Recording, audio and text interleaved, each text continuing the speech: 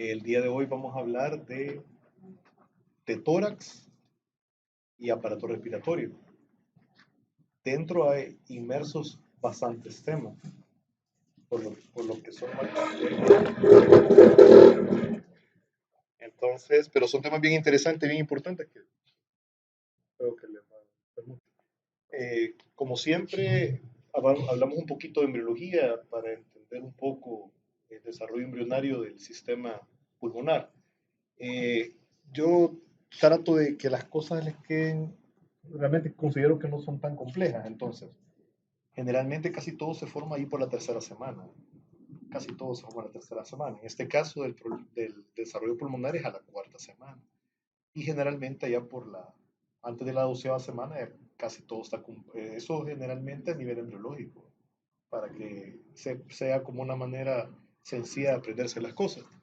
El desarrollo del pulmón empieza a la cuarta semana. El epitelio del sistema respiratorio se desarrolla en lo que es el endodermo y generalmente casi todo lo que es músculo liso, bueno, no músculo liso, sino que todo lo que corresponde a intestino anterior, medio e inferior está hecho de tejido endodérmico y la parte que es tejido conectivo, cartílago y músculo viene del tejido mesodérmico, ¿verdad? Hay mesodermos somáticos y mesodermo esplácnico. El esplácnico generalmente es todas las coberturas serosas y todo, y las partes externas que hacen la cobertura de la mayoría de órganos del cuerpo humano. Eh, bueno, solo para recordar, vea, esta es la formación del embrión. Les dije en algún momento que los humanos nos formamos de forma tubular y generalmente la mayoría de estructuras embrionarias se forman igual.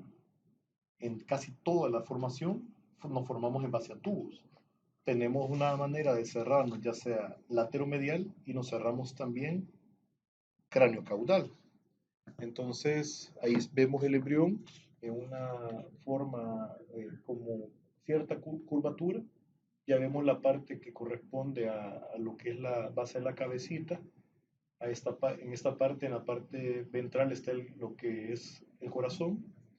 Y aquí toda esta parte amarilla es una parte de tejido endodérmico que va a estar formado en esta parte superior por lo que es el intestino anterior, esta es la parte del intestino medio y esta es la parte del intestino inferior. Entonces, nomás uno aquí en la parte más ventral, eh, a esta altura, solo para correlacionar esta que está aquí, a esta altura, están los arcofaringios. Entonces, si nos ubicamos, esta parte de aquí corresponde a esta parte de acá. Entonces, más o menos a nivel del cuarto arco faríngeo, 1, 2, 3, 4, en la parte inferior o caudal del cuarto arco faríngeo, vemos que se empieza a formar lo que va a ser un divertículo respiratorio, este azulito que está acá. Entonces, es un derivado endodérmico. Llama la atención, o sea, no es por gusto la coloración, ¿verdad? Lo amarillo es el endodermo y en este caso el azulito va a ser parte del mesodermo. Entonces, esta es parte del mesodermo y se empieza a formar la llama pulmonar, que como les digo, es a partir de la cuarta semana. Así como se forma, es una cosa que también es importante en embriología, nosotros lo llevamos por sistemas, pero todo se está formando de manera eh, continua o en el mismo momento se están formando todas las estructuras. Entonces, podemos ver también acá esto solo para reconocer a dónde estamos, ¿verdad? Que aquí se forma el esbozo del hígado, aquí ya pasa el duodeno, aquí vemos la lantoides, la membrana cloacal, todo lo que va a formar el intestino primitivo, ¿verdad? El conducto vitelino, que como todos saben, que el conducto vitelino secundario va a ser parte de todo este contenido también, que ese contenido se mete en el embrión a partir de las 12 semanas, como lo vimos, creo que en embarazo, en ultrasonografía del primer trimestre. Entonces, volviendo acá, a esta altura más o menos está la membrana bucofaringea, que también se recuerdan que la vimos, que era donde el estomodeo, que era la membrana que cubría el estomodeo, que esa después se perfora y hace la apertura de la boca, y también la membrana cloacal al perforarse se hace lo que es el ano. Entonces aquí vemos, como les digo, los cuatro arcos faringios. Uno, dos, tres, cuatro. El quinto que no existe y el sexto está un poco más abajo que este. Una vista un poquito más cercana donde vemos la plácula cristalina. La membrana bucofaríngea está representada por esta línea que está acá. El primero y el segundo arco faríngeo, que se acuerdan que la mayoría de cosas que vimos de formación de la cara se dan a través del desarrollo embriológico de los primeros dos arcos faríneos, ¿verdad? Y luego, a esta altura, a nivel de la parte caudal del cuarto arco faríngeo, empezamos a ver el divertículo respiratorio. Este es un corte similar, donde hago también énfasis en los arcos faríngeos, aquí los he numerado. Aquí está 1, 2, 3, 4, y nos vamos al sexto de un solo, ¿verdad? Y a este nivel se ve el esbozo pulmonar, pues a este nivel. Y este es un corte axial donde podemos ver lo mismo, pero cortado, ¿verdad? Axialmente. Vemos los arcos faríneos acá, que yo les expliqué que cada uno tiene la peculiaridad que tiene su nervio, tiene su vaso, tiene su cartílago, tiene su músculo. Y aquí, solo para recordar, esto van a ser la lengua futura. Aquí está el corpúsculo central, aquí tenemos los corpúsculos laterales de la lengua que están en formación. Esta es la parte endodérmica, también representada en amarillo. La parte endodérmica, y a nivel de la parte más distal endodérmica, en esta parte empieza a formarse una comisura, que esto más o menos a la quinta semana.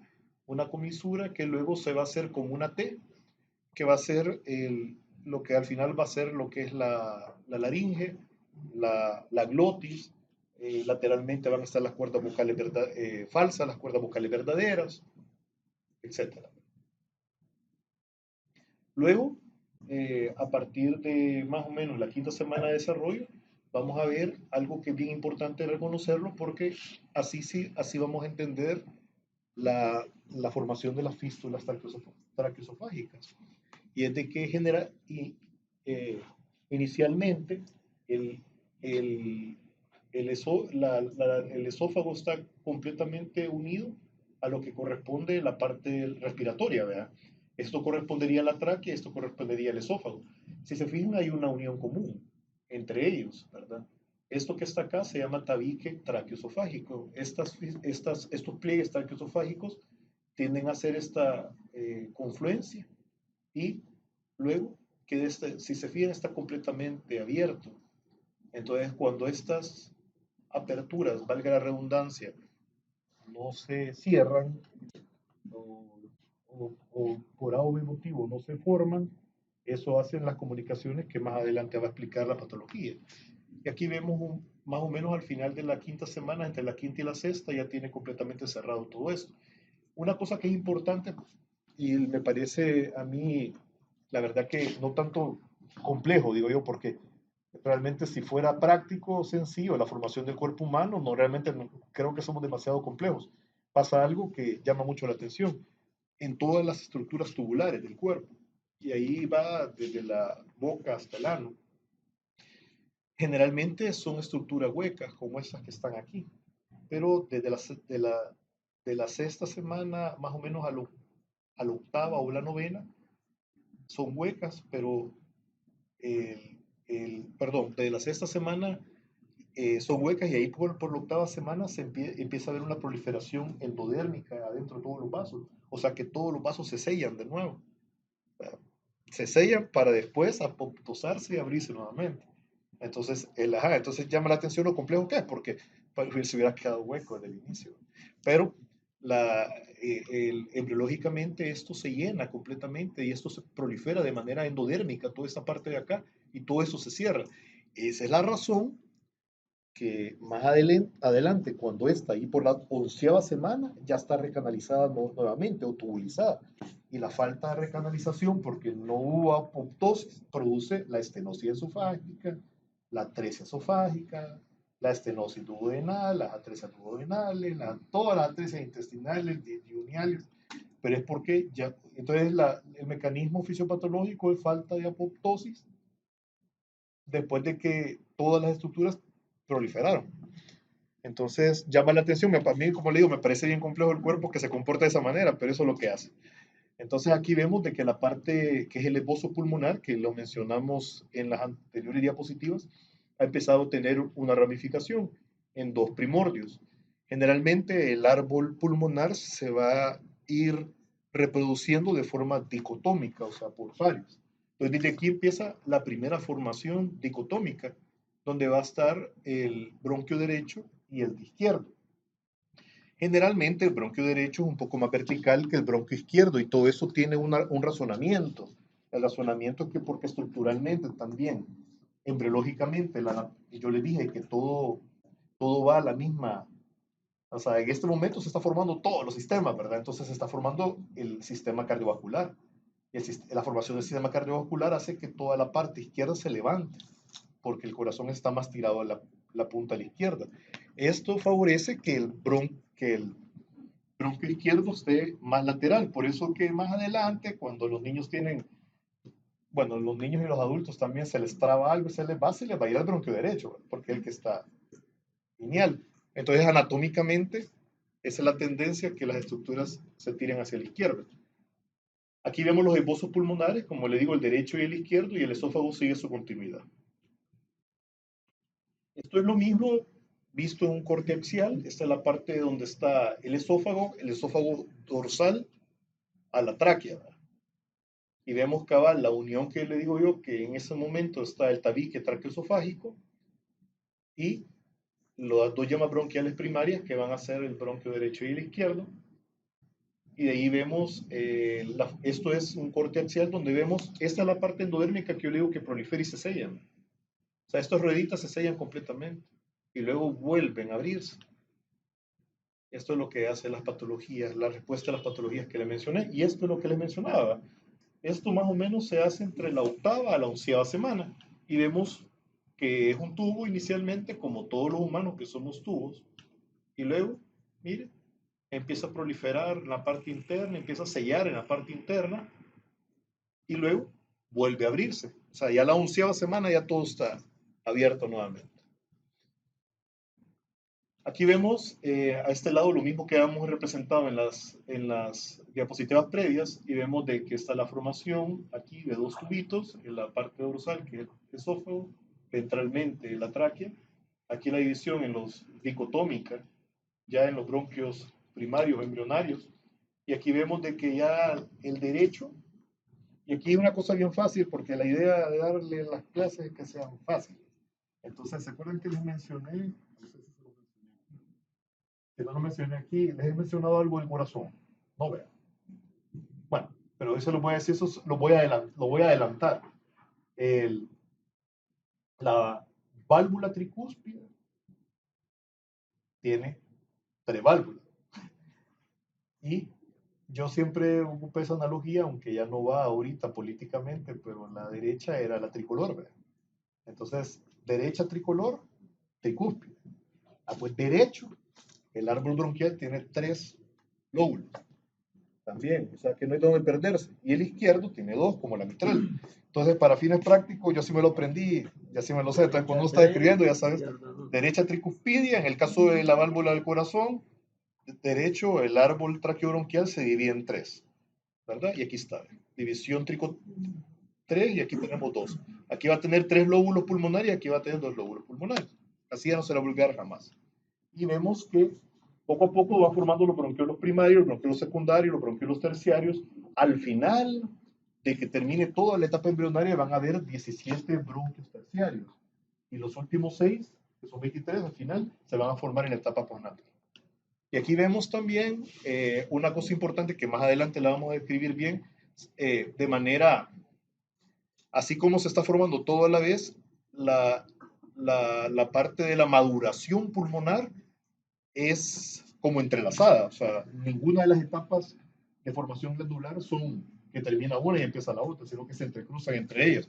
Entonces, para que tengan una idea, eso más adelante lo esquematizo de otra forma, esto más o menos se da a las 6 y las 16 semanas, en la etapa embrionaria, donde empieza a formarse apenas la etapa pseudoglandular, entre la 16 y la 28, la etapa canalicular, aquí se ven unos vasitos sanguíneos, cerca de las estructuras que pronto van a ser los alvéolos, ¿verdad?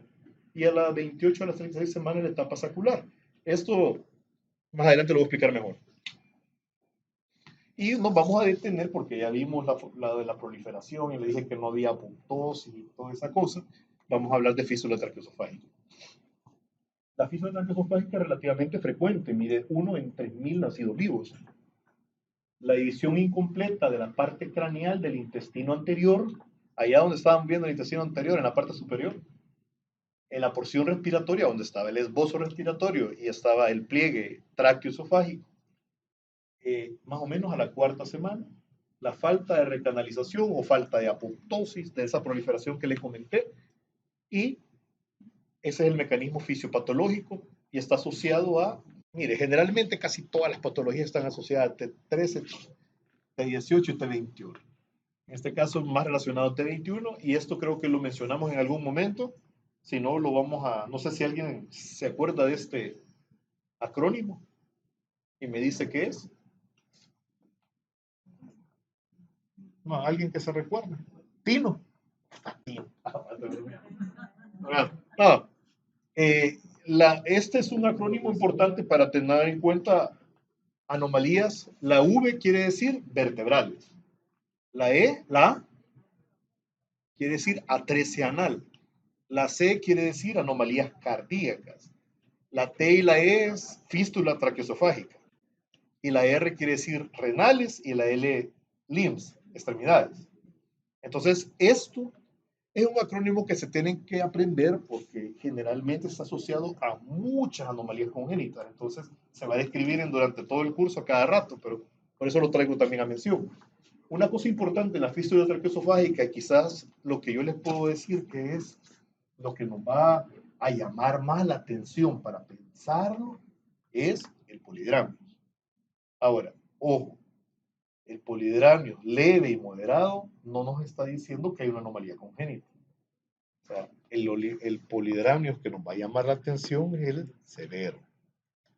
Si hay polidramio severo, algo hay. No es de pensar en diabetes gestacional, ni mucho menos en un polidramio idiopático, que es la causa más frecuente de polidramios. Mucho menos. Polidramios leves, cualquier cosa menos fístula traqueosofágica. ¿Okay? Para que les quede claro. Peor si el bebé tiene una restricción de crecimiento intrauterino, peor, algo tiene. ¿Okay? Esta clasificación es vieja, no me acuerdo exactamente, pero es de 1900 y pico, o sea, es 1930 y pico, no sé, vieja, pero aún es la que se está ocupando, y clasifican la fístula traqueosofágica de la A a la E.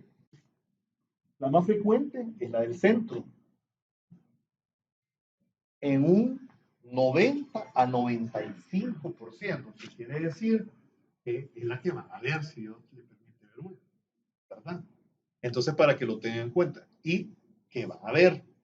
Mire, completamente una atresia esofágica. Aquí no apoptosó, se quedó completamente cerrado, y en la división embriológica traqueosofágica, en la parte distal hizo una fístula que comunicó con el esófago.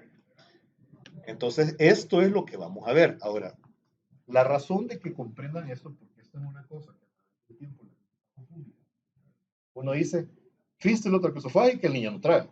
¿Sí? Al no tragar, no vamos a ver burbuja gástrica. Y eso es falso. Porque la burbuja gástrica la podemos ver en la mayoría, excepto en esta, que solo tiene el 2% de incidencia. Entonces, quiere decir que la ausencia de burbuja gástrica, no, obvio, si no veo la burbuja gástrica, tengo que pensar que el niño puede tener algo, probablemente una atresia, más si hay polidramio. Si no hay polidramio, lo más seguro es que está vacía el estómago. No puede tener líquido normal con la fístula traqueosofágica. Ok, va. Entonces, esta es de las menos frecuentes. No, la menos frecuente es esta, pero esta es la menos frecuente. Ahora, en el 95%, ¿qué vamos a ver? vamos a ver que el niño tiene polidramios y que tiene burbujas gástricas pequeñas. Porque no va a ser, ¿por qué tiene burbuja gástrica pequeña? Porque el pulmón produce líquido y va a llenar el estómago, pero no lo va a llenar completamente, pues. Por eso es que no va a ser burbujas normales. Pero el concepto que yo aprendí en el momento era erróneo, porque yo pensaba que no iba a haber estómago, pero nada así, para que no se vayan a confundir. Entonces van a ver estómagos chiquitos. Y esto sí es un diagnóstico que se puede ver por ultra, que es como el signo del tubo. Mire, yo ahí lo busco en el libro rojo, porque no sé por qué no me pero creo que es el tubo o algo así, porque lo que uno mira en la ultra es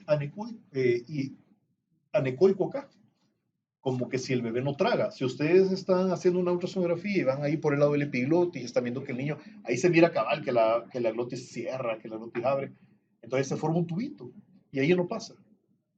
Tienen que estarlo viendo y observar si realmente eso en algún momento deglute, ¿verdad? Pero si no deglute es un signo ecográfico que les puede ayudar. Ya los dos signos le pueden ayudar a hacer diagnóstico. Luego vamos a analizar cada una. Esta ya vimos que es la más frecuente y la que van a ver ustedes seguramente. Luego tenemos en orden de frecuencia, quizás me podría atrever a pensar que va la fístula en H o en E, esta que es aquí, donde hay una fístula de los dos lados, fíjense. Hay una fístula traqueosofágica aquí arriba, superior, y una distal. Entonces, estos que van a ver usted, el niño va a tragar, pero todo se le va a ir, se va a tragar, pero en vez de irse directamente al estómago, se va a combinar con él. Entonces va a ser burbuja gástrica pequeña, pero esto obvio no lo vamos a poder ver, la comunicación es mentira que la vamos a ver. Pero lo que le voy a decir que va a ser casi lo mismo, pero este es más que todo, quizás los diagnósticos van a ser más postnatales. Y la repercusión, ¿verdad? Porque ¿qué significa? ¿Verdad? Que puede tener hasta neumonía aspirativa y todo, vómito y todo lo que se les puede ocurrir. Y en el E aquí tenemos solamente lo que es estenosis. En una literatura van a ver la clasificación de Gross, que van a ver la E como esta, como la H. Para fines prácticos, yo lo que quiero que ustedes aprendan es que la más frecuente es la C. Y la C sí está en toda la literatura en un más o menos un 90-95%. Y ahí las otras, mire esta, analicemos esta. No entra nada. Y no entra nada entonces aquí es la única que va a ser ausencia de burbujas. Y porque es la menos frecuente, que baja del 2%, es posible que nunca la vea. ¿La ve? Esta. Hay comunicación. Entonces va a haber entrada de líquido amniótico y va a entrar al árbol, pero nunca va a estar el somo. Son las dos. Sí, tiene razón usted. Perdón, son dos. Esta y esta. La que no tenga fístula hacia el estómago no va a poder hacer burbujas. Entonces, a sabiendas que estas más o menos las dos andan entre el 2 al 4%, la posibilidad de verla va a ser ínfima, para que les quede claro, ¿ok? Entonces, cada las que tengan fístulas son las que pueden tener, aunque sea líquido pulmonar. No es el mejor corte, es un corte axial a nivel abdominal, donde no vemos la burbuja. Ahora, ¿qué me orientaría a mí esto? No sé, lo que le acabo de decir, ayuda. Si tiene polidramio grave. Si yo veo polidramio grave, póngale 35 de líquido amniótico en unas 25 semanas, 45 de líquido amniótico. Yo desde que tengo 45, yo no voy a pensar en idiopática ni todo lado. Y me voy a ver, no tiene burbuja gástrica, me puedo quemar. Y porque yo sé que el 95% es la tipo C, hasta le puedo poner estadio C+. A la mala si puto, doctor. Pero porque es difícil confundirse, ¿verdad? Porque, bueno, y si la riega uno dice, por lo menos va a decir que lo leyó, ¿verdad? Bueno, luego, luego tenemos de que se sigue formando el pulmón, ¿verdad? Ya dejamos la fístula traqueosofágica y nos vamos al desarrollo pulmonar, la faringe, la tráquea, los bronquios, las llamas pulmonares. Aquí está lo que les mencionaba, mire, derecho, tres, ¿verdad? Tres lóbulos, izquierdo 2, y aquí empiezan todas las formaciones dicotómicas de cada una de las ramas hasta que se forman las 23 que les dije que era hasta el final hasta después del nacimiento, pero 17 eran antes. La pleu, todo lo que esté aquí no está en amarillo, pero todo esto que esté en amarillo, debería estar en amarillo, es endodermo. Toda la parte de las cubiertas, de toda esta parte del árbol traqueobronquial y todo es mesodermo, es plácnico. Y esto que está aquí, mesodermo también. Las pleuras y todo. Todo eso está dentro de una cavidad. La cavidad torácica. La cavidad torácica inicialmente se llama cavidad pleuropericárdica. Esto es lo mismo, miren, fíjense, sexto mes, 17 divisiones. Aquí lo que quiere decir que al sexto mes ya el bebé tiene su frecuencia cardíaca, ya está todo a la vez, ahí más o menos día 28, día 25, 28, 27 por ahí. Y vemos que se ve la parte del endodermo, ¿verdad? Todo lo que es amarillito, ya están la proliferación dicotómica, y la parte rosadita corresponde a la parte mesodérmica esplácnica, que va a cubrir y va a formar después los pulmones, ¿verdad? Fíjense, día 35, día 42, ¿bien? Día 56, ya formadito, casi todo formado. Aquí se ve cabal los bronquios primarios, los secundarios, los terciarios. Aquí ya se ven que tienen forma como de yema, ¿verdad? Empiezan a formar los sacos alveolares. Y aquí está en letritas los lóbulos. Mire, lóbulo superior derecho, lóbulo medio derecho, lóbulo inferior derecho y los lóbulos superior izquierdo e inferior izquierdo. ¿Okay? Con eso estábamos claros. Ya nada se nos olvida a dónde está nuestro lóbulo. Okay.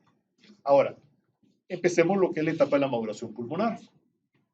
Y aquí es importante porque todos somos ginecólogos, bueno, obstetras, y este es un gran dilema, ¿verdad? Con los niños cuando van a nacer y todo. Uno dice, bueno, cuando uno realmente tiene un pulmón maduro completamente, el pulmón va a estar maduro completamente arriba de las 40 y pico semanas, porque antes de eso no está maduro completamente.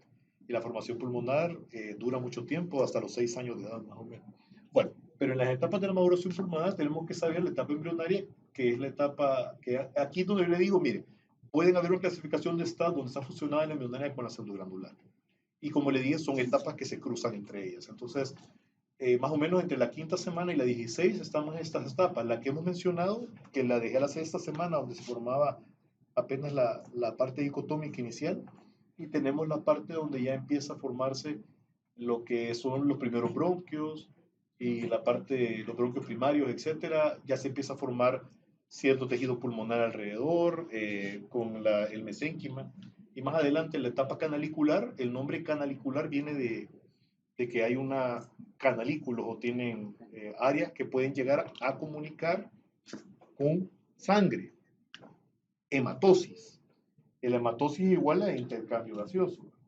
Pero bien bonito se oye, ¿verdad? Canalicular 16-28, pero ustedes saben que porque tiene bordes a esta altura, imposible que un bebé pueda respirar, y más o menos a las 28 semanas con una ayudadita pueden respirar. Pero también aquí pasa una cosa que no sé si más adelante va a estar, pero tienen que ver también diferenciación de los epitelios. Entonces los epitelios van diferenciándose bien sencillo, fíjense.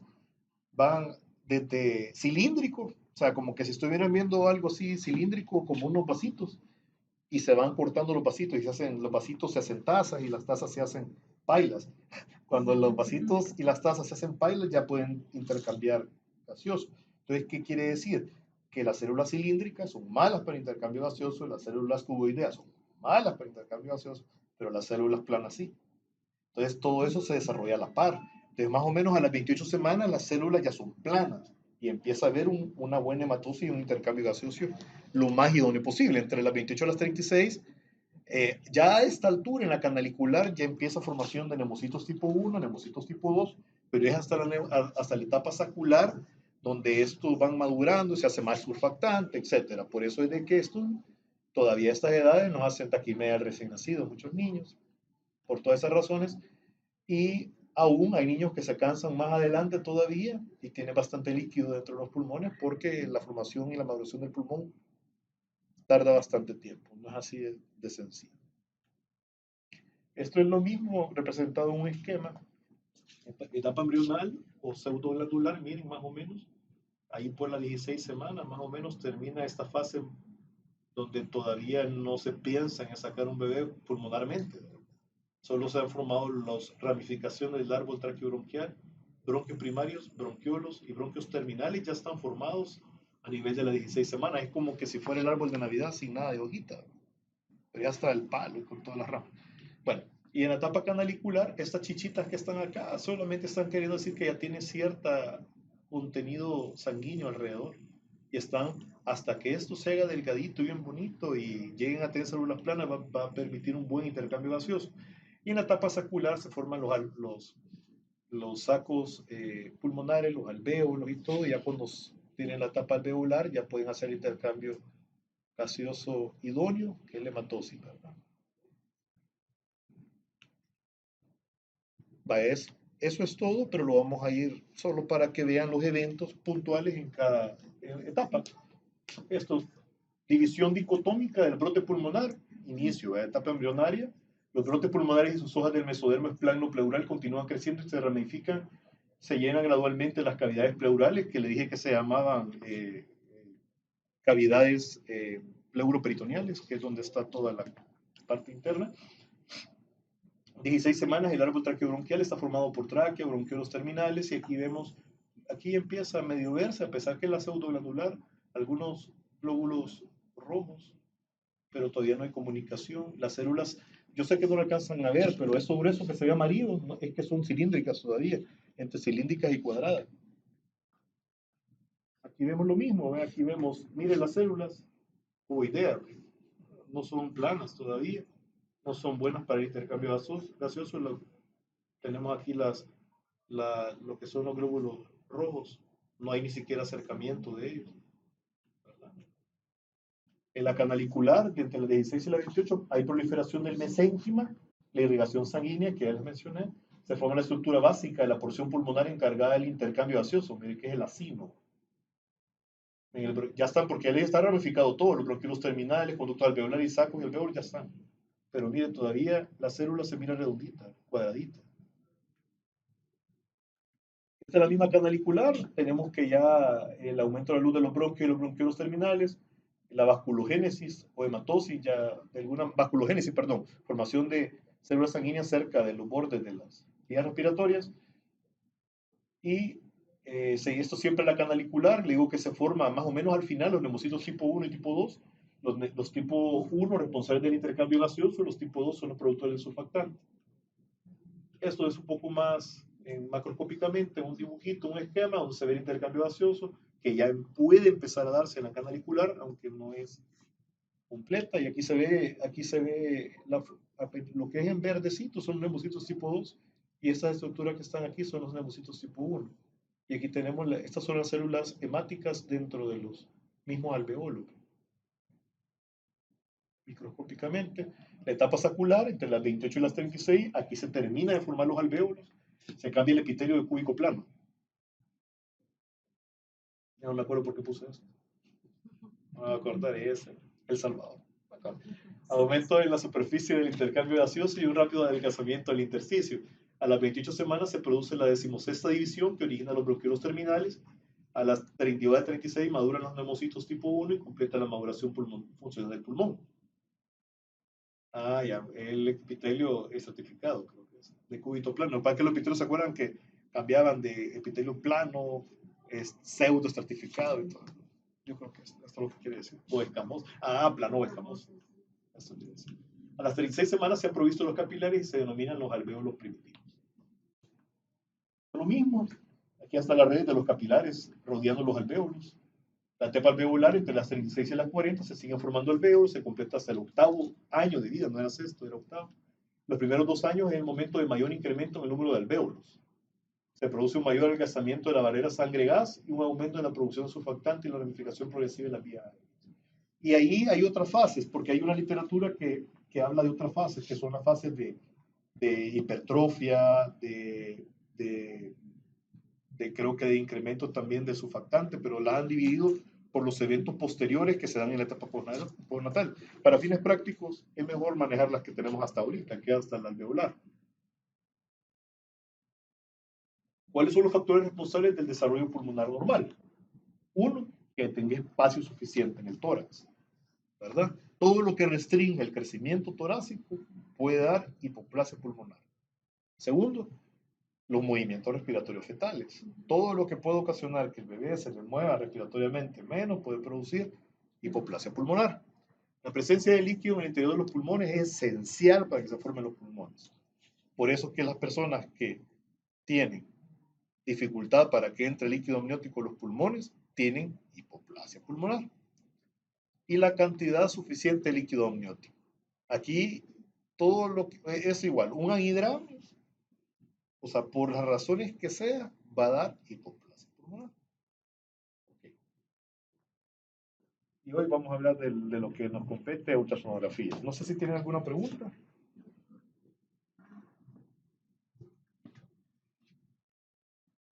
¿No?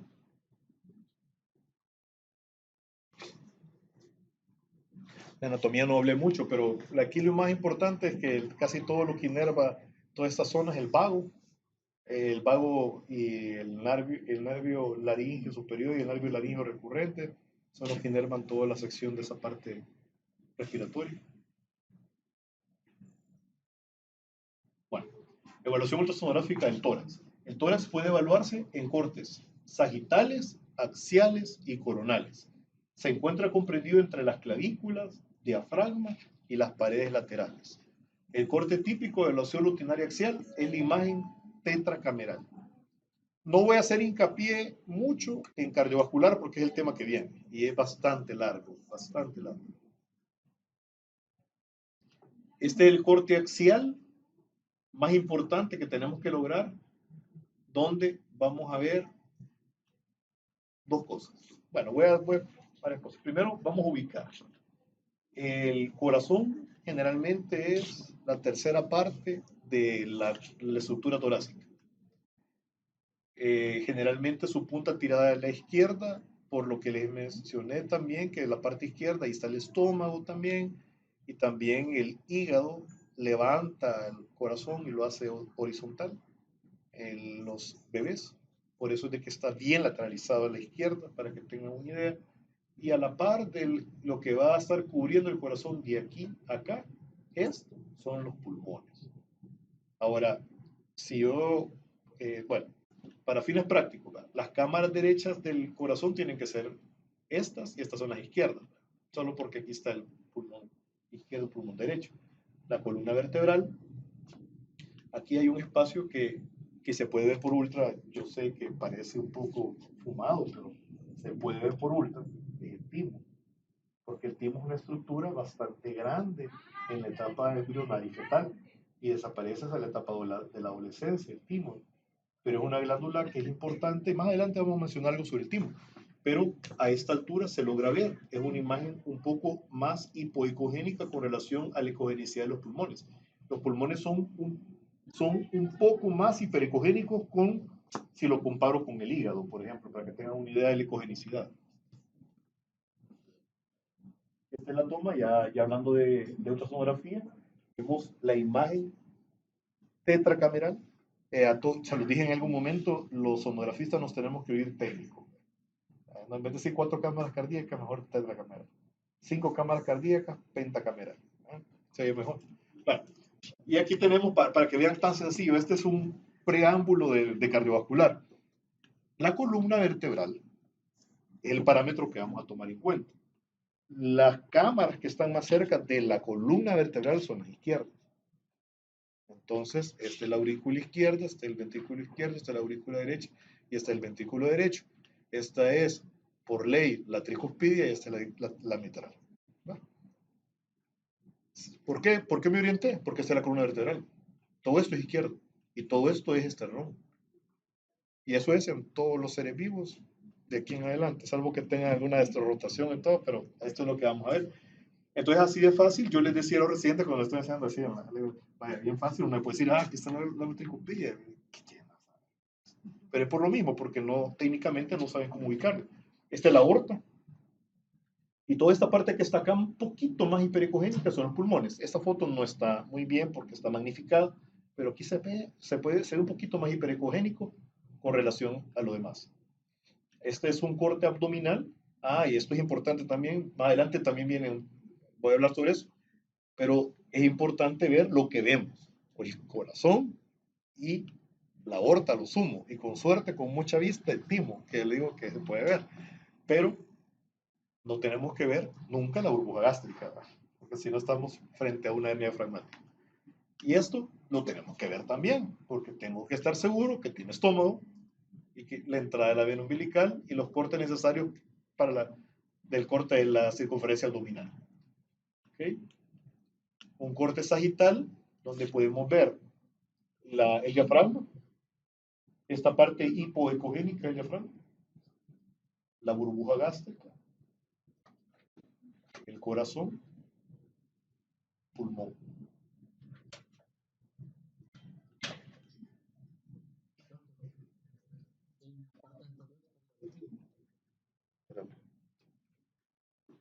Lo que pasa es que el timo es una estructura central, que generalmente es un poco ventral, está un poquito arriba de lo que son los bronquios y todo eso.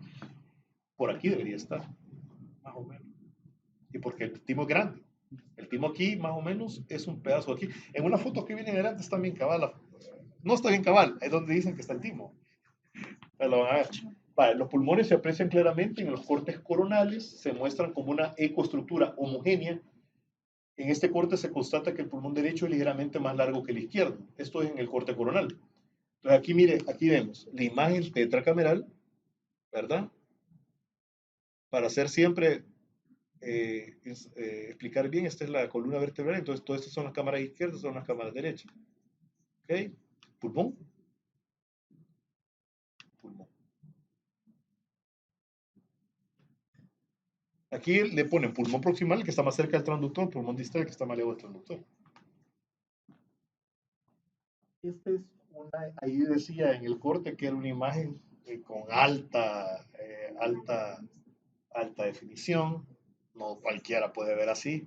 Yo si hubiera visto esto, yo pensaría que es patológico con mi equipo, porque yo sé que no lo veo así, porque ver muy hipercogénico el pulmón no es normal.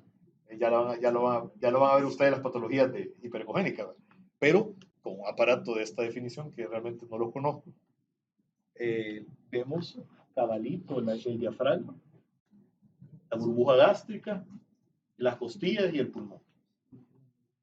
El timo, vamos a pasar esto, como le digo, es un poco astral, pero para que lo tengan en cuenta. Y ya bueno, tenemos de que el timo puede haber ausencia e hipoplasia del timo, y esto puede estar asociado a cardiopatías complejas, ya sean conotroncales y del arco aórtico. Puede estar asociado a restricción de crecimiento intrauterino, también puede estar asociado a problemas de preeclampsia materna, coriomelitis y prematuridad, y problemas cromosómicos como de lesión de los brazos Q22, el 11 y en diferentes trisomías 13, 18 y 21. Puede predecir también el estatus inmunológico después del nacimiento, o sea que evaluar el timo es importante. Ah, pues este es un corte, vaya, aquí cambia la cosa, aquí cambia la cosa. Es un corte axial alto en el tórax, porque aquí no está la imagen tetracameral, estas son las imágenes de los tres grandes vasos, en corte axial. Entonces, mire, arriba, vaya, esto lo vamos a ver más adelante, pero aquí es cava aorta pulmonar. Esta es la cava, esta es la aorta, esta es la arteria pulmonar. Y aquí, encima de ellas, esta área que está acá, todo esto corresponde al timo. Entonces, esta es una medida que se ha medido el timo AP. Y esto se hace porque se hace una correlación, más adelante la menciono, se hace una correlación de medidas entre el, el diámetro torácico, el timo y hasta la circunferencia cefálica para obtener un índice pronóstico.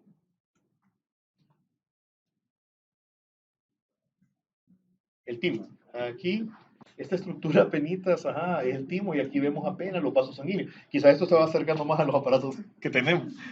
Entonces aquí, cabal, vea, se mira apenita. Aquí te sabe diferenciar. Realmente el corazón es el órgano que más cuesta ver del bebé. Ya se van a dar cuenta en los temas posteriores. Pero para que tengan la idea, este es lo mismo que acabamos de hablar del timo, ¿verdad? Aquí está la imagen de los tres grandes vasos. Esta es la columna vertebral. Y aquí está la aorta, ¿verdad? La pulmonar y la vena cava. Vale. Y ahorita vamos a patología pulmonar congénita. Con su permiso, voy a revisar que es. Capaz que me vibra cuando me cae un mensaje. Tiene un cachimbo. Sí, me preocupa, pero no, pero nada nuevo. ¿Alguna pregunta hasta ahorita? Vamos bien, ¿verdad? Va. Bueno, y aquí vuelvo a hablar de las fiestas exopágicas. Esto ya lo mencioné.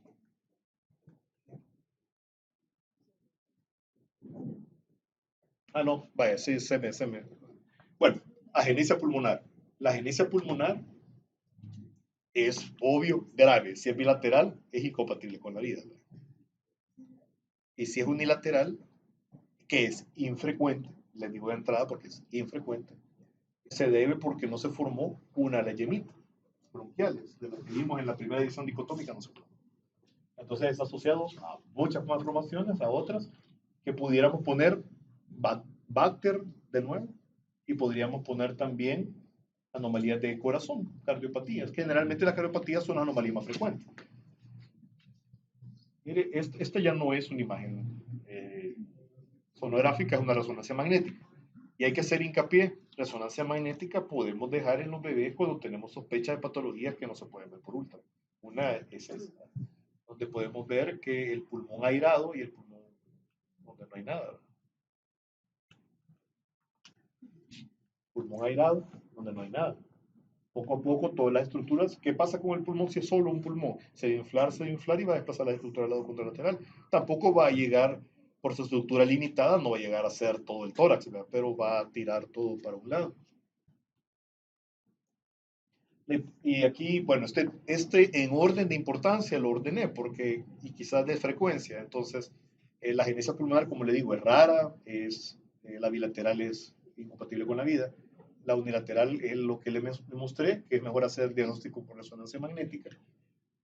La hipoplasia pulmonar es consecuencia de un oligoamnio prolongado, un tórax óseo pequeño, masa intratorácica ocupante, tamaño de tórax se relaciona con el desarrollo. Eso lo mencionamos ahorita.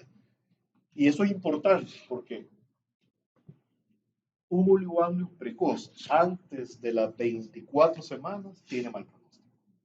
¿Por qué? Porque es el momento donde más se está desarrollando el árbol traqueobronquial. Entonces, obvio, si tiene limitantes en su desarrollo, no va a tener suficiente líquido pulmonar para que se desarrolle. Los niños terminan muriendo de hipoplasia pulmonar, ¿verdad? Tórax óseo pequeño, masa intratorácica, cualquier masa. ¿Cuál es la masa más frecuente que puede producir hipoplasia pulmonar? La hernia diafragmática, la más frecuente. Pero todas las masas pulmonares pueden producir que no crezca el árbol traqueobronquial y producir también hipoplasia pulmonar. Parámetros sonográficos diagnósticos de hipoplasia. Un poco más complejo porque, circunferencia o perímetro torácico se ven las cuatro cámaras, lo que está diciendo que se hace cabalito la imagen que vimos, la del abdomen, y la diferencia entre perímetro torácico y circunferencia abdominal mayor de 0.80. A veces es bien evidente. No sé si han escuchado ustedes el signo de la campana. El signo de la campana es el tórax en forma de campana. Está completamente obstruido de la parte interna y son bien chiquitos, y son bien estables. Entonces se logra ver que el abdomen es como que si fuera un foco. Entonces, cuando se ve demasiada diferencia entre el abdomen y el tórax, puede pensar que pueda tener hipoplasia pulmonar.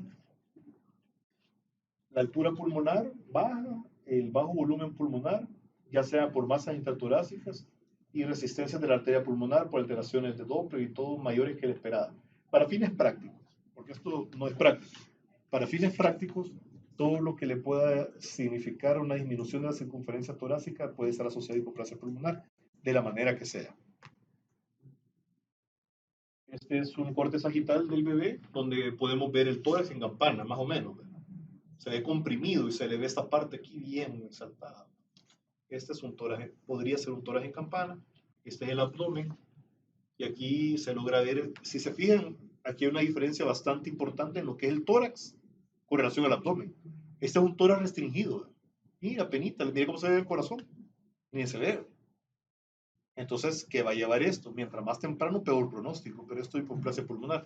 Y si hay hipoplasia pulmonar, ¿qué otro hallazgo más sencillo vamos a ver? La hipoplasia pulmonar está directamente relacionado a algo sencillo. Así como les expliqué, les voy a ayudar.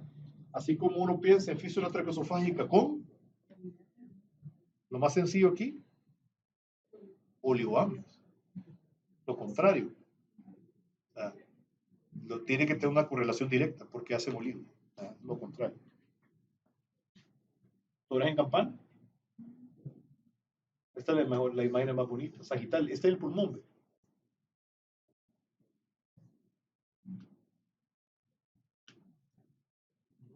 Este es el timo. ¿Ah? Sí. Este es el pulmón. El timo. Vaya, que ese es el pulmón. Esto me imagino que es el corazón porque está bien fea la toma. Pero este es. Ahora, ahora pasemos a diafragma fetal. Todavía hay un puño de hematología pulmonar después, porque iba en orden. Quería llevar las órdenes de frecuencia y de importancia. No quiere decir que faltan un puño de patologías pulmonares. Ahora, el diafragma. El diafragma se forma entre la sexta y la 14ª semana. Tal vez es el que se tarda más en formar. Acuérdense que porque se tiene que tardar más, porque si no, no le daría chance a las estructuras que se formen. Entonces tiene que tardarse más porque si no todo se queda corto. Entonces el diafragma se forma al final por las 4 estructuras anatómicas siguientes. Por un tabique transversal, tendón central, membranas pleuroperitoneales, mesenterio dorsal del esófago, pared del cuerpo en la cara posterior. Membrana pleuroperitoneal, septum transverso, crecimiento muscular de la pared torácica, para que tengan una idea, y en el centro, la aorta, el esófago y la vena cava. Esto es para que tengan una orientación. En un corte sagital, bien bonito, vean el diafragma. Miren qué bonita esta foto, bien chiva, miren. Miren el pulmón. Bonito, como que si fuera resonancia magnética. Pero este es ultra. ¿Sí? Y empecemos con uno de las patologías importantes y más frecuentes, que es la hernia diafragmática fetal. Entonces, el estómago a la misma altura. Estómago, aorta, corazón. Pulmón desplazado, por lo mismo, porque se va para allá. Causa de hipoplasia pulmonar. La incidencia es de 1 en 2000 a 5000, aún más frecuente que la fístula traqueosofágica. La herencia generalmente es esporádica, aunque hay herencia autosómica recesiva, que solo más o menos anda por el 20%. Está asociado a 3 síndromes. 2 creo que lo hemos revisado.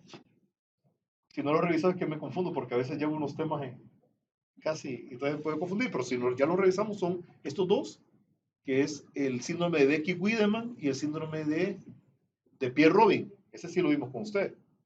Pierre-Robin, Becky-Wiedemann también lo vimos porque les dije que era macrolóceo. Y el síndrome de Fring. El síndrome de Fring no es para que se lo prendan, pero son unos niños que tienen hipertricosis en las cejas, un poco más que yo.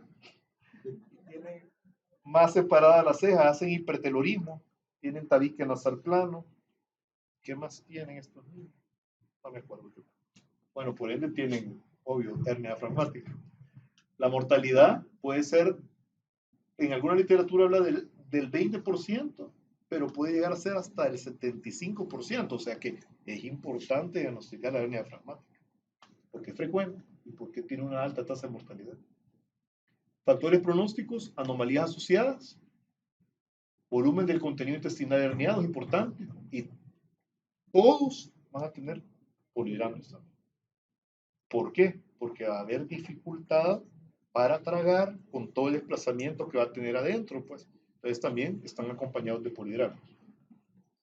Esta es una imagen axial donde vemos la burbuja gástrica en el mismo nivel del corazón, el pulmón de alguna manera ahí comprimido. Y fíjense que tomar, más adelante voy a dar un dato un poco fumado también, para poder establecer un índice de pronóstico adverso. Eh, esto quiero que lo tomen en cuenta, creo que lo han visto en varias fotos, que sale el corazón acá, salen estas medidas. Ah, pues esto es importante, ¿no? Esto se mide en milímetros. Y esto, se guarda una relación de esto, más adelante está la fórmula, pero lo que se hace es, se mide la circunferencia cefálica, se pone el dato, se mide el diámetro AP y transversal del pulmón comprimido, y eso se hace una relación para poder sacar un índice. Si el índice está abajo, dice un pronóstico, si está alto, dice otro pronóstico, ahora para que lo tengan en cuenta. Y esto se llama índice, esto creo que es el índice de la cabeza, de la circunferencia cefálica, este, y estos son los dos momentos, y este se llama, es una relación pulmón-cabeza, relación pulmón-cabeza, lo que pasa es que está bien en inglés y yo no cambié, relación pulmón-cabeza. Entonces, cabeza, pulmón. El pulmón en AP y en transversal va a dar esto, en milímetros. Eso lo vamos a dividir entre circunferencia cefálica y nos va a dar un índice. Si el índice está arriba de 1.2, tiene mejor supervivencia neonatal. Y si está abajo de 1.2, mayor mortalidad neonatal. Y también hay un dato bien interesante, se llama hígado arriba y hígado abajo. Si el hígado está abajo, quiere decir que no está comprendido dentro de la hernia, o sea que está donde debe estar, abajo del diafragma, tenemos menos mortalidad que cuando está en el diafragma. Eso es por la compresión, por la hipoplasia pulmonar. Obvio va a estar más chiquito esto de aquí. Todo. Entonces, esto es, como le digo, es fumado y astral. Probablemente en las áreas de ahí donde están algunos que están en el embarazo de alto riesgo, eso sí lo van a ver en algún momento. Pero para fines prácticos, para que vean que hay una relación que se puede tomar en cuenta para ver cómo está la supervivencia o la mortalidad neonatal incrementada o no, ¿verdad? Ya de por sí es mala el pronóstico. También es malo el pronóstico porque las anomalías asociadas para hernia diafragmática casi son el 50%. Entre ellas, la más frecuente siempre va a ser cardíaca y en segundo lugar tuboneural, o sea, el orden que llevan generalmente, la columna, anomalías, trisomías y síndromes, como los que mencioné. Los hallazgos en la hernia diafragmática, hipoplasia pulmonar, hipertensión pulmonar y circulación fetal persistente. La causa más frecuente de muerte de hernia diafragmática sigue siendo hipoplasia pulmonar y la segunda podría ser hipertensión pulmonar.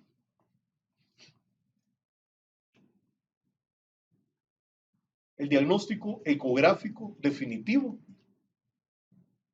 Visualizar órganos abdominales en el tórax. Hay literatura que dice que ver peristaltismo en el tórax. Pero yo creo que es más fácil ver los órganos, el tórax.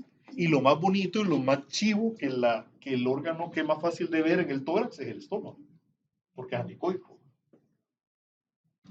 Y le digo que el más chivo y el más sencillo, porque gracias a Dios la anomalía, no sé si alguien antes de que quiero ver si no está, no. A ver si alguien me dice ahorita cuál es la hernia diafragmática más frecuente. ¿Qué? ¿Manda? ¿Perdón? Correcto, por ahí anda. Ajá. Es la hernia de Bochdalek. Más adelante está, que constituye, es la que vamos a ver más frecuentemente, porque más o menos el 90% de las hernias. Y es un defecto, más adelante está, es un defecto lateral izquierdo, por lo cual el órgano que va a estar es el estómago. Entonces, no ver el estómago y ver el intestino, o peor, hígado, estaríamos hablando de la hernia probablemente diafragmática derecha, que es rara, que se llama D.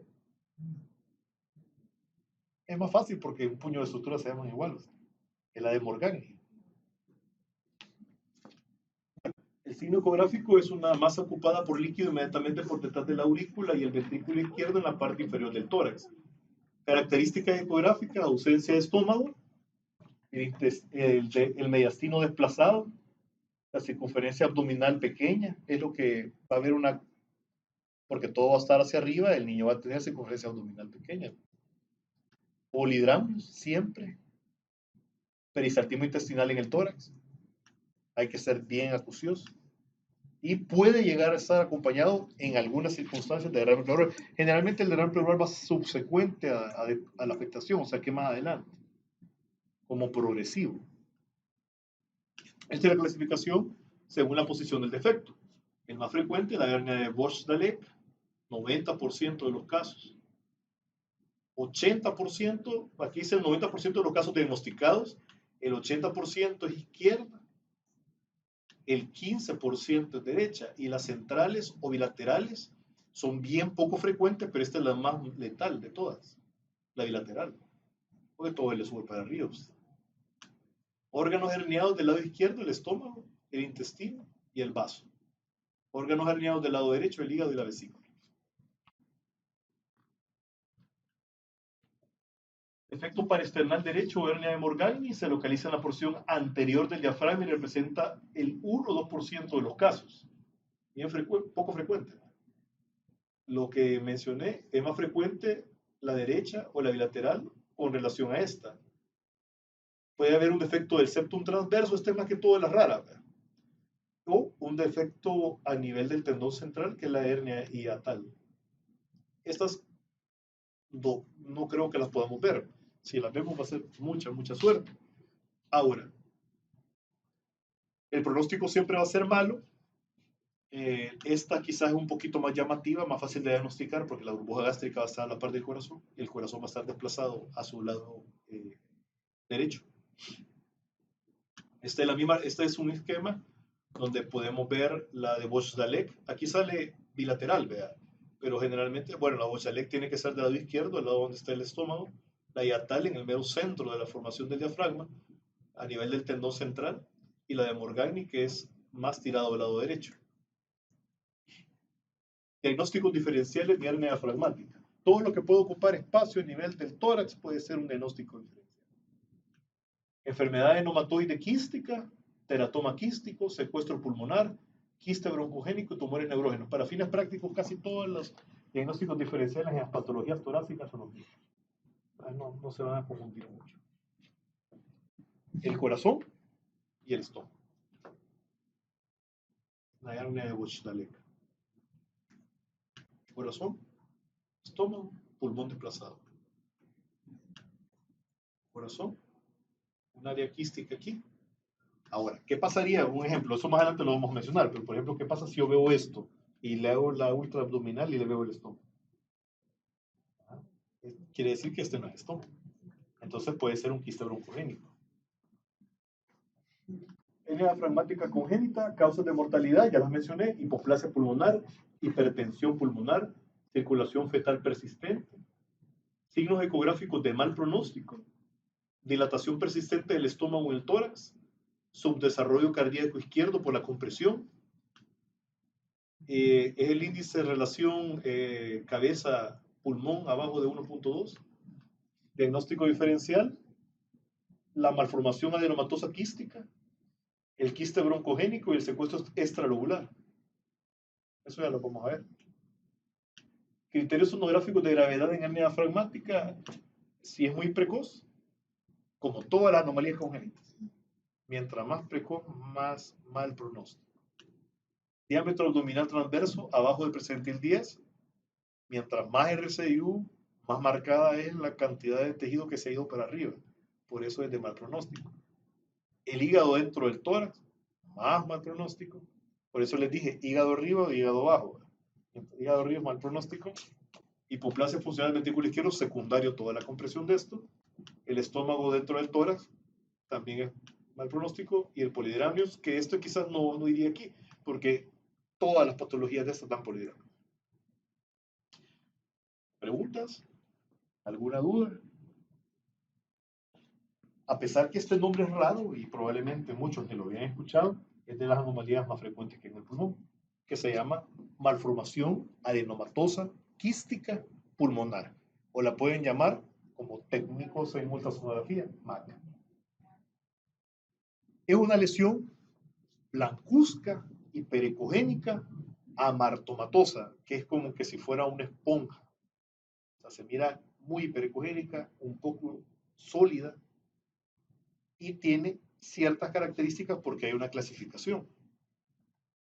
Después les voy a decir la relación que yo hago para que no se me olvide de esas lesiones. Se debe a un crecimiento excesivo de los bronquios terminales, o sea, que se ramifica demasiado y de manera anormal. Entonces eso produce más tejido fibroso y menos tejido conductivo, por lo cual hay un problema respiratorio evidente. Presencia de quistes diversos, puede haber una variedad a los que ya tienen cierto conocimiento de lo que es la enfermedad renal de Potter, tienen una correlación inversamente proporcional a la anomalía de Potter. Les digo inversamente proporcional porque después lo van a correlacionar. Tiene una herencia autosómica recesiva y está asociado a un 25% de lesiones pulmonares congénitas.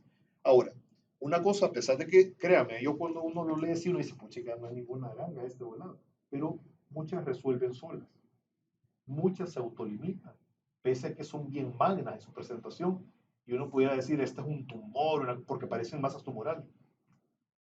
Patogenia es más frecuente en el varón, habitualmente es unilateral, afecta a cualquiera de los pulmones o lóbulos pulmonares, confinada a un lóbulo o un segmento en el 95% de los casos, que lo tengan en cuenta.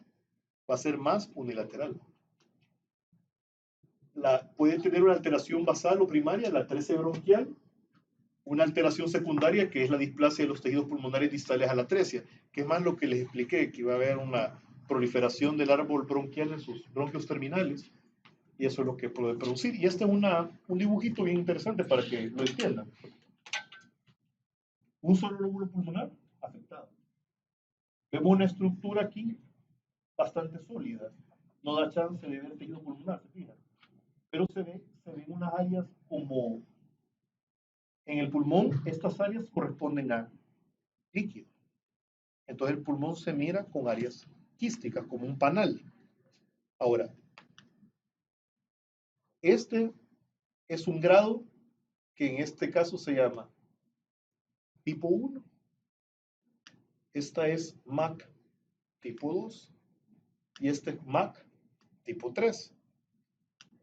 Quistes grandes, quistes medianos y quistes bien chiquitos, como que si fuera, esto quizás me recuerda a una esponja de esas esponjas de mar que se encuentran como la piedra poma, que tienen unos puyitos, ¿no? Como que si fuera coral, ¿no? Pues, es idea. Pues, para hacer la correlación, más adelante lo vamos a ver cuando veamos riñón, de Potter, el Potter es al revés. Potter 1, Potter 2 y Potter 3. Quistes chiquitos, quistes medianos y quistes grandes. Potter 1, que esta es la mortal, eso, para que más o menos... Potter 1, que es la mortal, que generalmente es herencia autosómica recesiva, la mayoría de niños se mueren y hacen anhidramnios precoz, se mueren de hipoplasia pulmonar. Potter 1. La diferencia que aquí que Potter generalmente bilateral, generalmente. Potter 1, bueno, pero solo el Potter 2 es los niños que pueden llegar a término y tienen el riñón bien fregado, pero llegaron a término, o los riñones bien fregados, con quistes, y este es el riñón del adulto, que son los que se mueren de insuficiencia renal crónica de 50 años, de 40 años. Entonces, esto es para que tenga una correlación, es inversamente proporcional para que lo correlacione. Uno, solo que esta clasificación, ya más adelante la vamos a mencionar, se llama clasificación de Stoker. De Stoker. Entonces vamos a volver al pulmón, volvemos al riñón. Y MAC, pues sería MAC 1, MAC 2, MAC 3. ¿Sí? MAC 1, MAC 2, MAC 3. En este caso, no correlaciona con la gravedad que tiene Potter. Pero esa es la forma de presentarse. Hay dos clasificaciones, una más viejita que es del 49, que es donde ya se tomaba en cuenta lo que era la MAC, malformación congénita de neumatoidea, y en el 77 Stoker hizo la clasificación que les acabo de explicar, 1, 2 y 3.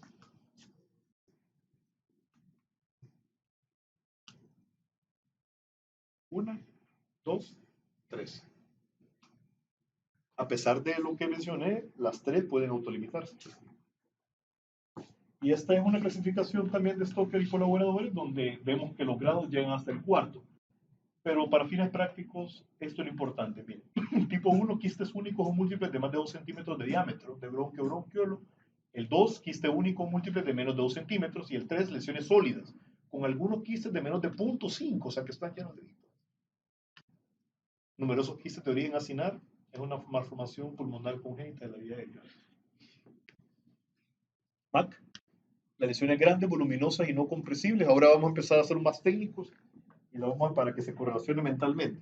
Lesiones grandes, voluminosas y no compresibles, Stoker 1. ¿Okay? Hallazgos asociados, hidrofetal, polihidramios, hipoplasia pulmonar. Puede ser unilateral y comprometer un solo lóbulo, como les mencioné.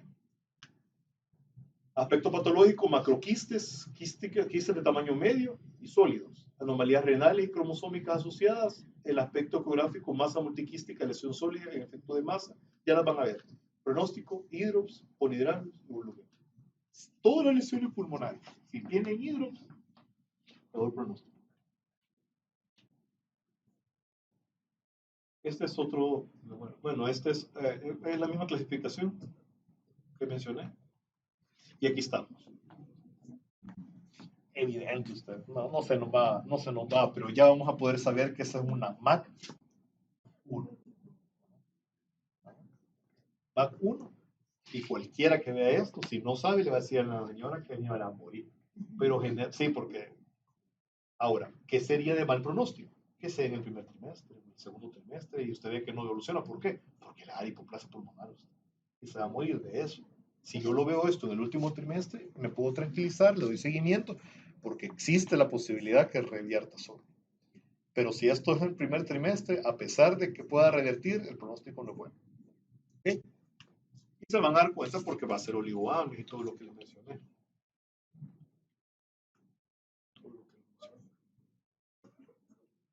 Perdón. Estos fueron varios. Bueno. Pulmón bien hiperecogénico y áreas anecoicas grandes, quísticas grandes. Los masí, a ojo de buen cubero, MAC 1. Tenemos un corte axial completamente, tenemos el corazón, miren, las 4 cámaras cardíacas, aquí podemos ver que hay tejido que pasa pulmonar y miren, aquí está un pulmón, este es el pulmón normal y miren este pulmón hiperecogénico. Ahora, yo me atrevería a pensar que es un MAC 3, fíjense, porque yo no sé si estas dos estructuras, la verdad que no, yo no hice la ultra, no sé si es aorta ni nada, no sé, pero si hubiera, por lo poquito que hay, no le podría poner Stoker 2, sino que le pondría Stoker 3.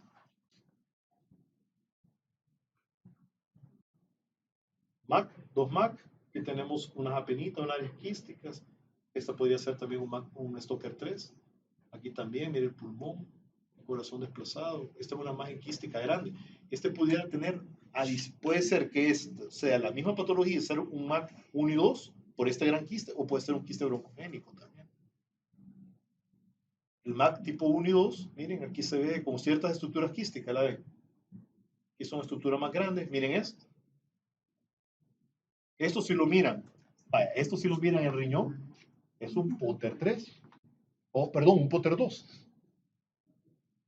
El Potter 1 se mira como el otro, blanco, ya lo. Y es como este, no, solo que en el Potter se ve más blanco todavía, pero sí, más o menos, más, y son grandes los riñones en el Potter, solo que blancos, los del Potter 1, que son los que se mueren. Ese también pudiera ser otra cosa, que más adelante lo voy a mencionar, por esta área anecoica larga que está aquí, que pudiera ser la tráquea, o pudiera ser una atresia laríngea. Eso ser quistes broncogénicos subsecuentes. Ahora este va más con MAC, y este sería un MAC 1, bilateral, qué raro, ¿verdad?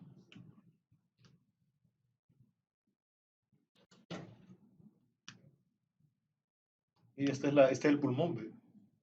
Fibrosado y todo. Obvio que no nació el niño, ¿no? Se murió. Bueno, y el MAC 3, aquí tenemos, miren, bien hiperecogénico, bien hiperecogénico. Miren, el corazón desplazado hacia arriba, hacia el lado contralateral. Mire, el hígado desplazado aquí, el corazón más grande por acá y aquí, por aquí creo que está. Esto. Trae varias imágenes para que se les metieran bastante. Mire. Mire. Mire. Vale. Diagnóstico diferencial, secuestro pulmonar, quiste broncogénico, quiste de duplicación esofágica, teratoma quístico. Ahí mencioné también la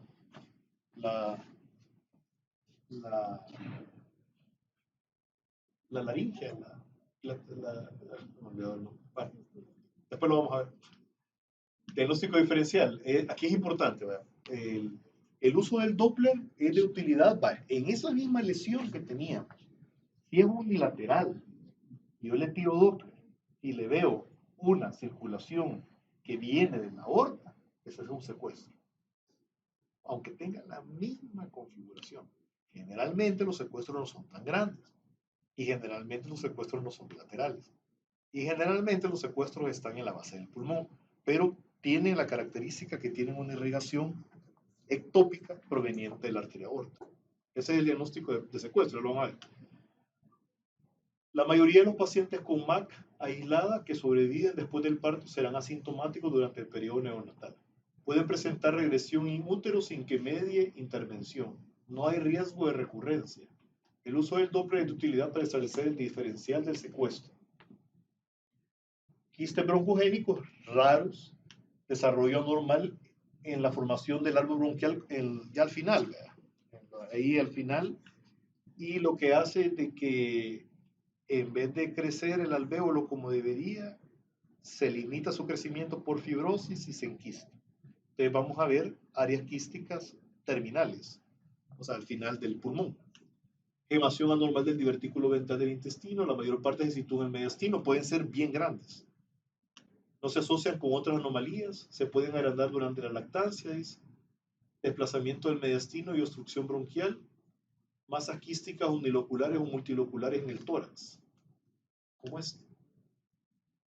Ahora, una cosa que es importante, aquí si se fija el pulmón está bien hipercogénico. Entonces, los pulmones, cuando hay una estructura que les está comprimiendo de alguna manera su formación, van a tener también una cierta displasia pulmonar. Esa displasia pulmonar es la que lleva a esa hiperincogenicidad que tiene. Lo mismo pasa en el riñón, hablando del Potter.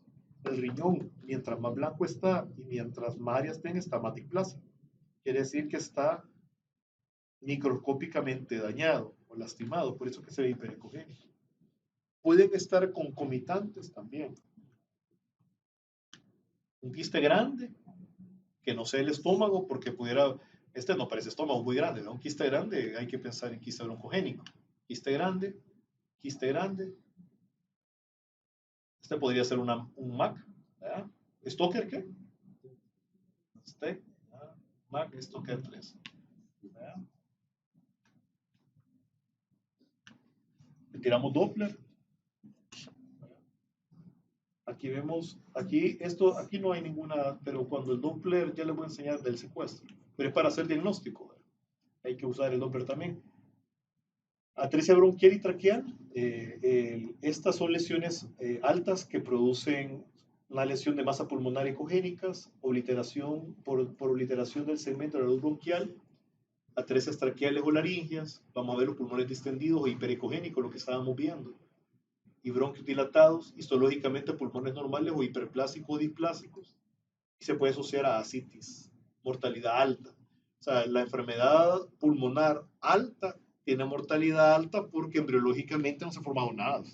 Mientras más alta es, más mala es. Quiste broncogénico grande y hay una quiste que es probablemente bilateral y que pueden ser traqueales. Este es un corte un poco más coronal donde se ve una dilatación traqueal de difícil diagnóstico, no es de fácil diagnóstico. Y esto es de fácil diagnóstico, los derrames pleurales. Son conexiones líquidas anecoicas que se adaptan a los contornos torácicos y diafragmáticos normales. Cuando hay derrame, hay monitos en los pulmones. son indistinguibles de los derrames serosos del hidrops fetal. El líquido puede ser claro y de color pajizo. El derrame constituye un hallazgo aislado, derrame desproporcionalmente grande. Se puede sobrevivir como el primer hallazgo aislado y es seguido de que se sigue dematizando el bebé, haciendo un hidrops al final. Al final la misma tendencia, mire, todos los problemas pulmonares, dificultad respiratoria, hipoplasia pulmonar, la mortalidad va a depender del trimestre. Va. Derrame pleural. Mire,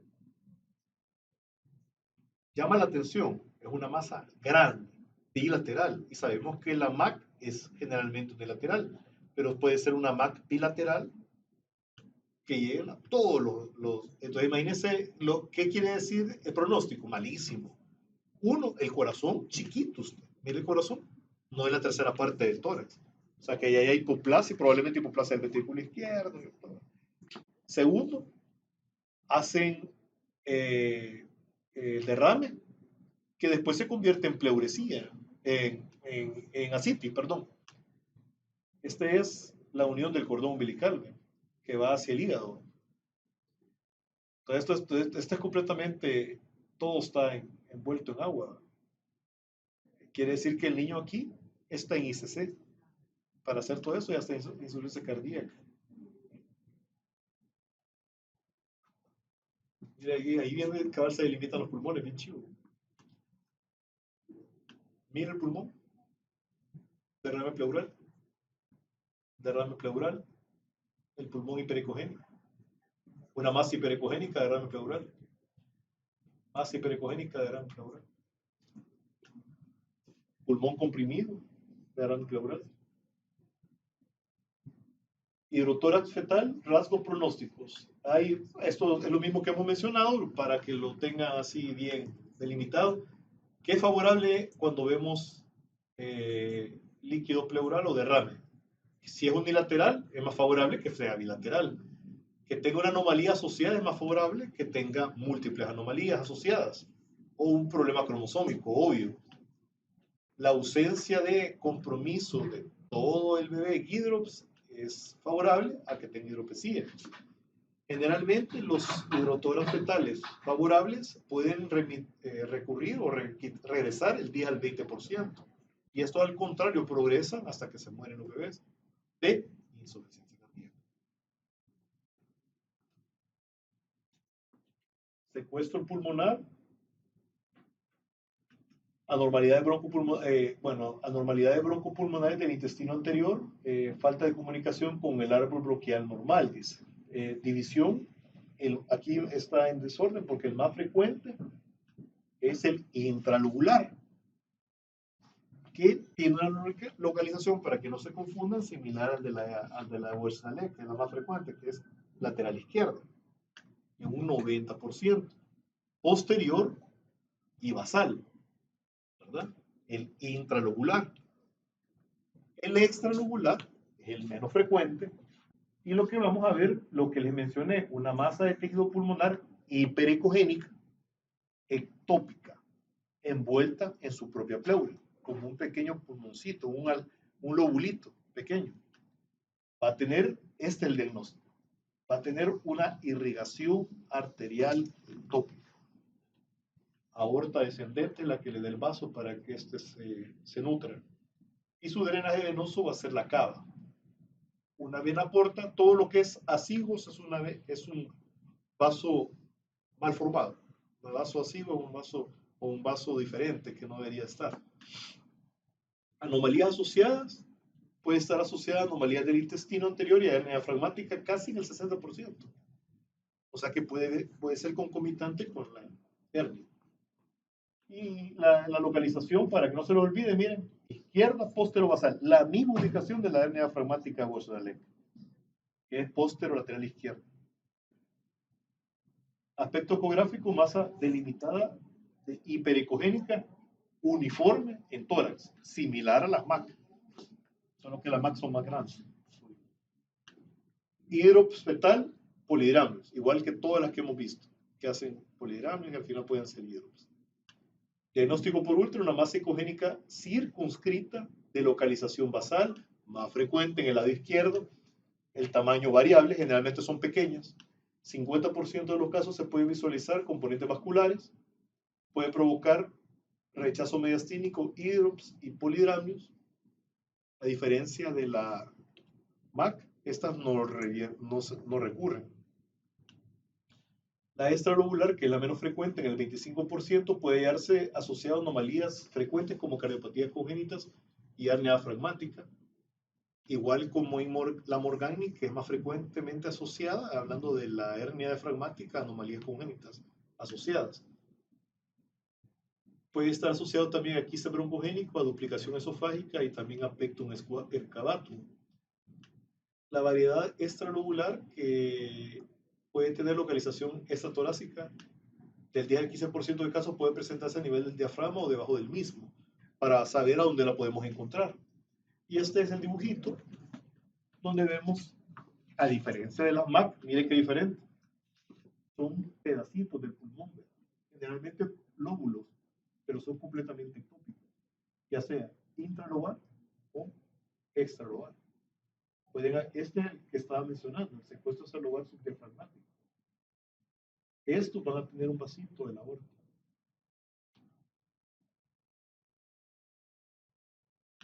Esta es la característica de la aorta. Tiene una rama que los libera. Esta es la localización más frecuente. La base del pulmón izquierdo. 3 lóbulos, 2 lóbulos, derecho e izquierdo.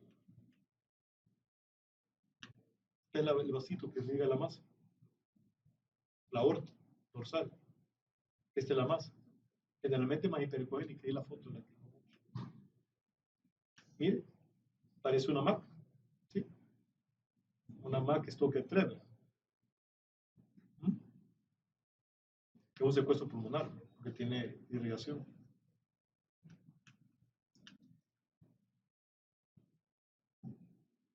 Irrigación ectópica. Corazón.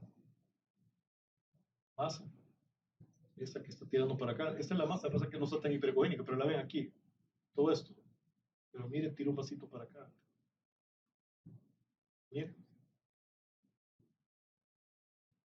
Generalmente izquierdo, en la base. Mire. Va este niño pronóstico. Malo. Porque tiene derrame pleural. Mira, aquí está la rama que tira hacia el secuestro pulmonar. Malo, súper mal. Puro líquido, hidrotórax. Miren, pulmón hiperecogénico. La tráquea podría ser la tráquea esta que está dilatada. Miren, pulmón bien y con una gran derrame pleural bilateral. Miren, estómago, perdón, abdomen, estómago. Miren. Esto es sumamente raro. Generalmente el diagnóstico se hace puede ser con resonancia magnética, se lo sospechan, o puede ser después con radiografía de tórax. Es enfisema pulmonar. Este es el acrónimo inglés. Es una enfermedad obstructiva superior de las vías aéreas superiores. Se debe a una hiperinsuflación lobar congénita. Esto es rara, de pobre pronóstico, donde se obstruye completamente la vía aérea o parcialmente la vía aérea desde el inicio de la parte embriológica. Entonces, generalmente forma grandes quistes o grandes áreas hiperecogénicas como tumores y cuesta que se forme todo el árbol traqueobronquial, peor sus subdivisiones y su madurez y todo. Puede estar la tráquea dilatada también. Aquí la imagen es lo que yo les estaba mencionando. Lo que van a ver es, aparte de todo lo que vimos, es una dilatación de la tráquea, ¿verdad? Esto es lo que hace que sea peor el pronóstico, porque es mucho más letal. Y miren, ya tiene ascitis. Miren. Esto peculiar, lo encontré como peculiar. La verdad que yo no lo había leído anteriormente, que también puede dar asociado una anomalía congénita en el cráneo que se parece mucho al cráneo limón, solo de que la protrusión, o sea, ya la van a ver la foto, y le llaman craniofresa. Para fines prácticos, la asociación de algo así, bien evidente, con la tráquea dilatada, con la hiperecogenicidad del pulmón, con estas áreas de ascitis y todo eso que estamos viendo bien feo ahí, todo esto. Y aquí puede ver hernia diafragmática también. Y podemos ir a ver si tiene esta imagen, que es similar al cráneo de una Marilyn limón, pero si fíjese, todo esto es hidrópico, todo esto es cuero cabelludo, lleno de líquido. Mire, aquí está la imagen torácica. ¿Ve? Esta es una MAC probablemente, ya tiene un poquito de derrame. ¿Ve? Aquí tiene bastantes. ¿Ve? Caos.